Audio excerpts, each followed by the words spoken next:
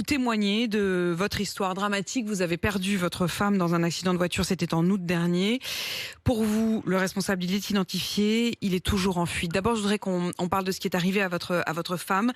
Sandrine, c'était un accident de voiture le 2 août dernier, en fin d'après-midi, dans votre commune. C'est ça, hein, Laurent? Tout à fait. Elle attaquait sa tournée du soir. Elle était infirmière. Hein. Elle est infirmière libérale. Et à l'entrée, en allant chez un patient, à l'entrée du hameau, elle était en première position. Une voiture derrière elle et le chauffard qui arrivait à vive allure déjà, qui avait été repéré dans la commune d'avant, a doublé sur une ligne blanche à l'entrée du hameau, a dépassé la première voiture. Et quand ma femme a mis son clignotant pour tourner à gauche, un choc assez violent puisque d'après les pompiers et les gendarmes, ça c'est, pour eux, suivant leur expérience, c'était entre 120 et 150 km/h. Et moi, j'ai eu un renseignement il aurait dit, quand il est arrivé au camp, puisque c'est une personne du voyage qui est à proximité de ce hameau, qu'il était à plus de 160. J'ai un témoin qui dit ça, donc voilà. Elle est morte sur le coup. Votre femme est morte sur le coup. C'était 50 donc minutes de réanimation, 50 minutes pour la réanimer. Ils l'ont pas réanimée.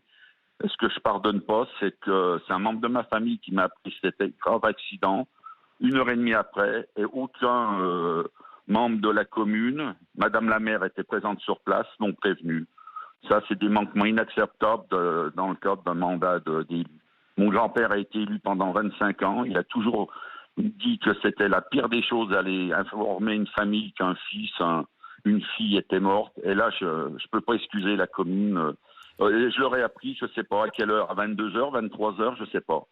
Heureusement que ma tante est venue me le dire parce que... Laurent Reverdy, on le sent bien et on le comprend évidemment. Votre vie s'est arrêtée ce jour-là. Vous dites il y a un responsable, clairement. On sait qui c'est, il est identifié. Les gendarmes vous le disent et pour autant il est introuvable, c'est ça?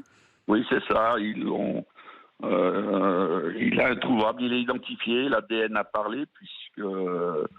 l'enquête, rapidement, en 8 jours, il a été identifié. Moi, de mon côté, avec mes petits moyens, je mène l'enquête. On est arrivé sur la même personne, parce que voilà. Et depuis, je sais qu'ils essayent, comme ils disent, de bétonner le dossier pour pas qu'il y ait de faille pour qu'il soit relâché, qu'il n'y ait pas un vice de procédure. Mais bon, ça avance doucement. Alors, ça avance vrai que trop doucement à votre goût, Laurent Reverdy. Vous dites quand vous êtes victime, c'est toujours trop lent.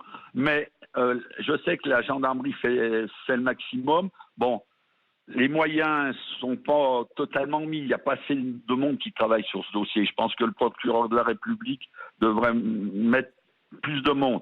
La cellule recherche va me recevoir lundi. Oui. Mais c'est vrai que depuis que j'ai posé ces panneaux le 2 août... Vous avez posé des panneaux à l'endroit de l'accident, voilà. Hein, Laurent. Alors j'ai eu des réprimandes. Ils ont trouvé que le mot ordure est très trop violent. On m'a fait des pressions pour que j'enlève ce mot ordure. J'ai dit je ne changerai pas une virgule, une voyelle, une consonne. Depuis l'article du Progrès, quand ils m'ont interviewé ce week-end, il y a eu un bel article, d'ailleurs, ce qui a provoqué votre appel aussi, en toute franchise. Et depuis, ça bouge. Ça bouge.